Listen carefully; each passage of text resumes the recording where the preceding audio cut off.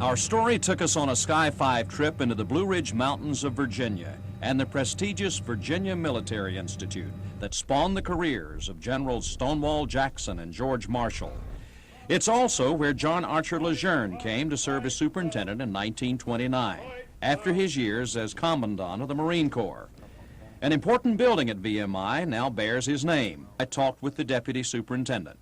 General, what do you call this building back here? This is Lejeune Hall. You know, down in North Carolina, everybody says Lejeune. Why do you say Lejeune? We say Lejeune because that was the man's name. The general had 3 daughters. One of them lives near the campus of VMI. Lejeune. Has anyone ever told you that that you mispronounce your own name? No, because I don't. Even Peter Jennings says Lejeune. He does? The pictures in Miss Lejeune's scrapbook tell the story of her famous father. He was a graduate of the Naval Academy, but took a commission in the Marine Corps.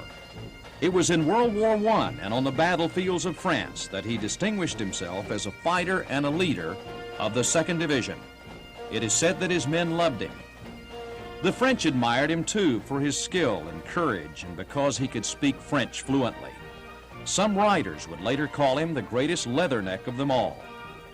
When it was over, he would lead his famous 2nd Division in a victory parade down New York's 5th Avenue. Miss Laura remembers. Red Cross lady or somebody rushed out in the street with a bunch of flowers, and it scared the horse. And the horse went up on his hind legs.